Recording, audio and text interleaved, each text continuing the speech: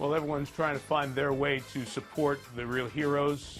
Hats off to Heroes Fund. The Cleveland Browns are going to donate the proceeds from their new uniforms, and those will be revealed and go on sale tomorrow. So the Cleveland Browns doing their part in trying to help the heroes who have been so important to all of us in this very difficult time. And the Cleveland Browns, in addition to a new look, have a new head coach, Kevin Stefanski, who had spent a long time with the Minnesota Vikings. And Kevin joins us now. Coach, it's a pretty neat gesture by your new club to try to help some of the folks in Northeast Ohio and the others who are really the heroes of this current moment, in this current crisis. Yeah, very cool. And I think I've just been so impressed with our organization, our ownership group, our players. There's been no shortage of people reaching out saying, how can I help? And I think the Browns have been a leading force in Northeast Ohio, just like the other programs around the league.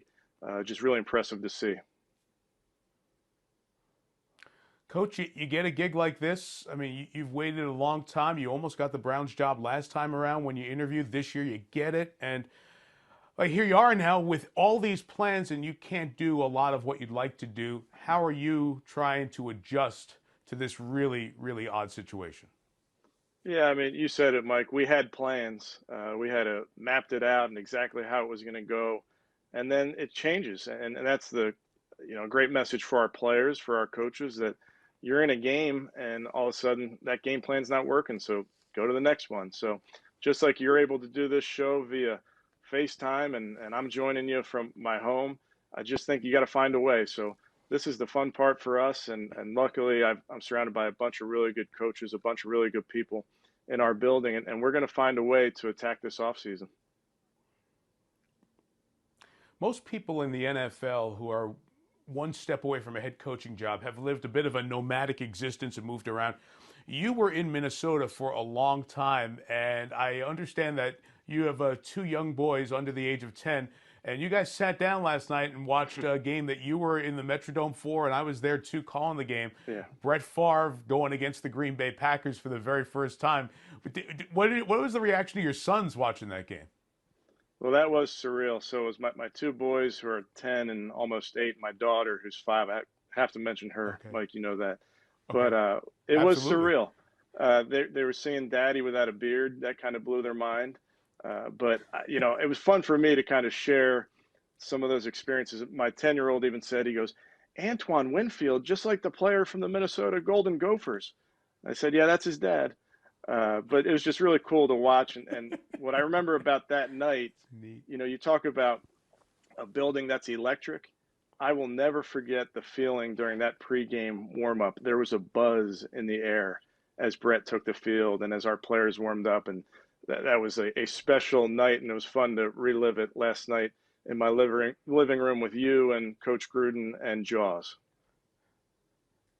Yeah, Ron Jaworski and Coach Gruden were on the broadcast with us, and I remember that one shot. I tried to get out of the way of it, of Favre, because the Packers got the ball first. Then Favre was facing the Packers for the first time. He never had when he was with Atlanta the first year in his NFL career. So Favre comes out and looks across the Packers defense, and it took me back exactly to what you said, the memories of the buildup of that night. And it was a pretty special night. There was one thing that caught me as I was watching a little bit of that game last night that just gave me a chill. There you are with the quarterbacks, and Sage Rosenfels is there, and you, and Favre, and Tavares Jackson. And in all of the news and everything folks are following, Tavares Jackson was a second-round pick by the Vikings, had an NFL career with multiple starts in different places as well, was killed in a traffic accident over the weekend. And I know that's somebody who you had spent a lot of time with during your time there in Minnesota as well.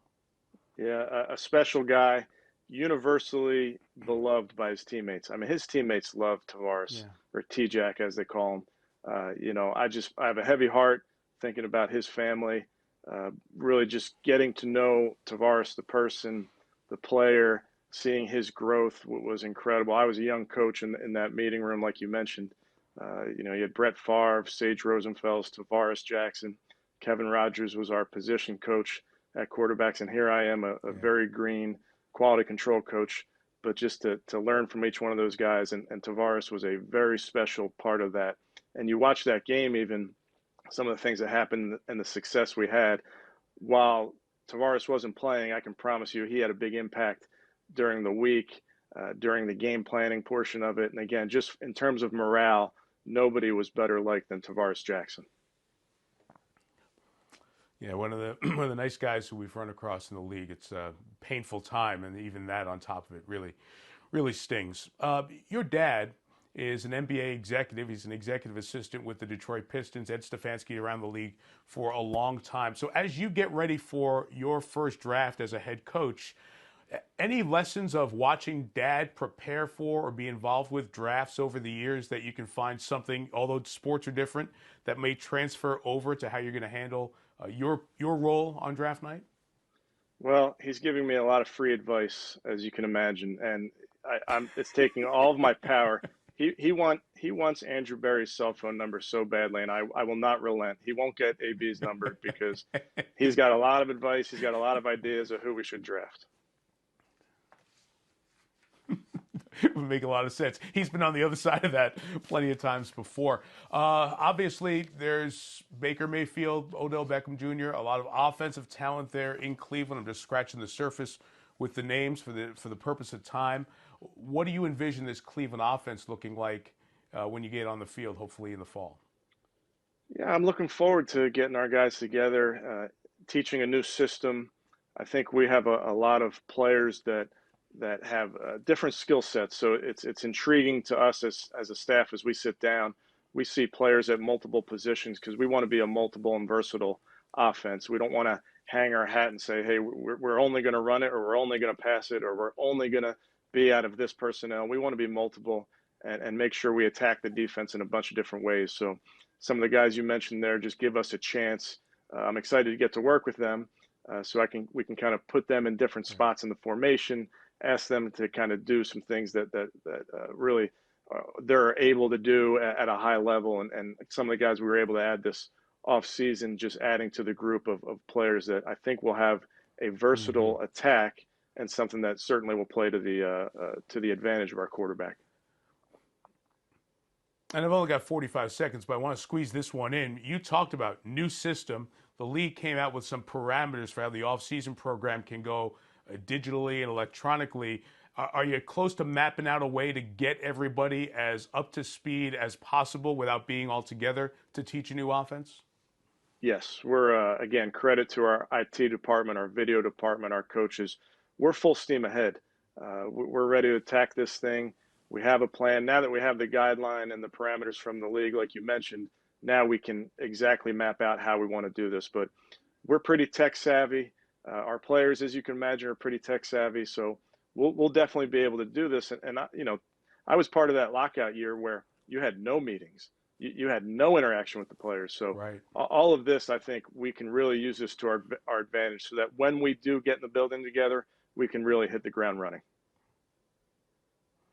Well, good luck in the draft next week. Thanks for a few minutes. It's great to catch up, and congrats on getting one of those 32 big chairs in the NFL as a head coach. We'll see you down the road, Kevin. Thanks, Mike. Hi, I'm Mike Tirico, and thanks for watching. Make sure to hit subscribe for the latest news and highlights from NBC Sports.